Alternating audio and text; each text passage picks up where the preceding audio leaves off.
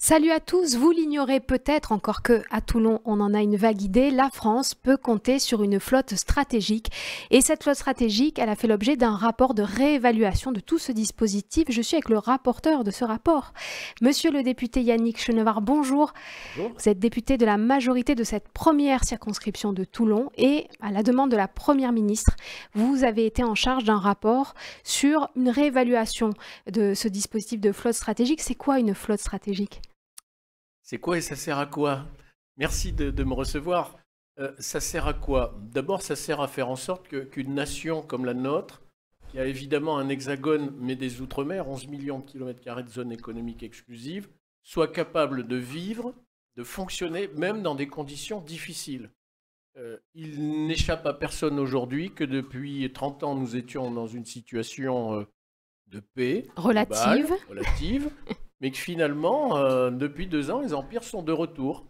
Et rien ne dit que dans le retour de ces empires, la France elle-même, ses outre-mer, ne soient pas menacées. Et donc, une flotte stratégique, ça sert à apporter tout ce qui assure la vie et la survie de la nation. Les métaux précieux, rares, le pétrole, le kérosène, le gaz, tout ce qui, à un moment donné, permet à une nation de fonctionner et de vivre. Et donc, pour ça, il faut des navires. Pour ça, évidemment, il faut des ports, car des navires sans port d'arrivée et de départ, ça ne sert à rien. Et pour ça aussi, il faut des marins. Il faut des officiers de marine marchande, il faut des équipages. Et dans les ports, il faut des spécialistes. Donc voilà, une flotte stratégique, c'est tout cet ensemble-là. Et puis, aujourd'hui, on découvre qu'une flotte stratégique, c'est aussi des navires océanographiques qui vont avoir la capacité de cartographier des fonds marins dans des zones où traditionnellement on n'avait pas l'habitude d'aller. Une flotte stratégique, c'est aussi une flotte qui est en capacité de réparer et de poser des câbles sous-marins. On peut rappeler quand même que 98% des communications Internet se font par des câbles sous-marins et que nous avons sur la façade méditerranéenne des câbles importants qui arrivent à Marseille et qui sont des câbles gigantesques en longueur et en volume qui ont la capacité quasiment d'irriguer une grosse partie de l'Europe. Une flotte stratégique, ce sont donc des navires et des hommes et des femmes, des ports, vous le disiez, pour transporter de la marchandise, des choses, des biens vitaux, pour faire de la réparation, pour se déplacer. Est-ce que c'est aussi une flotte de combat? Alors, la flotte de combat, c'est le rôle de la marine nationale, mais une flotte stratégique, c'est aussi une flotte qui va avoir demain la capacité de transporter des troupes, de transporter des matériels ou de participer à l'évacuation de ressortissants qui seraient menacés dans tel ou tel pays. Donc en réalité, l'ensemble évoqué, c'est quels sont les navires dont nous avons besoin pour remplir ces missions. Est-ce qu'on construit ces navires en France? Oui, non. Vous connaissez la réponse. Aujourd'hui, on ne construit plus en France de bâtiments civils dans la taille des 100 à 200 mètres. Donc une partie des propositions du rapport, c'est évidemment la réindustrialisation, l'inventaire de toutes les formes disponibles, c'est-à-dire les bassins qu'on pourrait réhabiliter, de donner un certain nombre de clés de financement, de proposer un certain nombre de financements, de cadres juridiques pour le faire, pour qu'à un moment donné, on retrouve notre autonomie. Pour ceux qui pensent que, par exemple, on pourrait se tourner vers les Polonais et les chantiers de Gdansk pour faire du bateau, eh bien, c'est terminé. On ne fait plus ce type de bateau à Gdansk. À Gdansk, ils font par exemple des morceaux d'un certain nombre de nos navires qui ensuite sont assemblés en France. Donc oui, il faut reconquérir tout ça.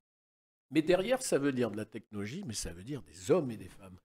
Ça veut dire de la formation, besoin de soudeurs, de chaudronniers, de traceurs, d'ingénieurs. Donc on a besoin de tout ça. On est dans une étape de reconquête. Le monde a basculé. Le monde a basculé dans une autre étape qui est en réalité l'étape classique de l'histoire de l'univers. Depuis que le monde existe et que les humains sont sur Terre, en fait, la situation, c'est la guerre. Et puis il y a des parenthèses de paix au milieu de tout ça. on était dans une parenthèse de paix, c'est terminé. La guerre est aux portes de l'Europe, du côté de l'Ukraine, de la Russie. Il y a des conflits un peu partout et nos territoires d'outre-mer sont pas si loin de conflits ailleurs dans le monde. Est-ce que c'est ce qui a motivé la Première ministre à vous poser ces questions? On comprend que c'est des questions un peu de souveraineté, d'autonomie. Comment on est face à tous ces conflits? Est-ce qu'on est bien armé ou pas pour affronter les nouveaux équilibres de demain? Est-ce que c'est ce qui a motivé Elisabeth Borne? Ça a évidemment motivé pour partie la Première ministre dans sa demande. Mon travail étant évidemment de faire l'anamnèse de tous ses besoins, de tous ses points de fragilité ou ses points de force que nous pouvions mettre en exergue. Oui, avec 11 millions de kilomètres carrés, la France est présente dans toute la planète. En réalité, le soleil ne se couche jamais sur le pavillon français. C'est important de le rappeler.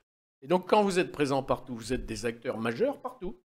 Quand vous êtes présent, comme c'est le cas par exemple dans l'océan Indien, avec une route maritime qui passe par le canal du Mozambique et des îles éparses qui sont Europa, Juan de Nova, Bassas de India, qui sont des îles où il n'y a pas d'habitants, où on a de temps en temps des légionnaires qui sont sur place, vous pouvez surveiller, neutraliser, maîtriser un certain nombre d'éléments dans le secteur.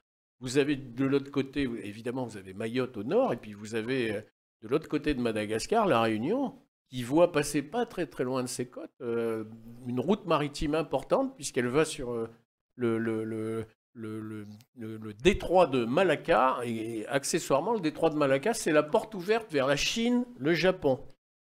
Qui pourrait avoir des politiques plus agressives demain. Avoir des ambitions de revendication territoriale maritime.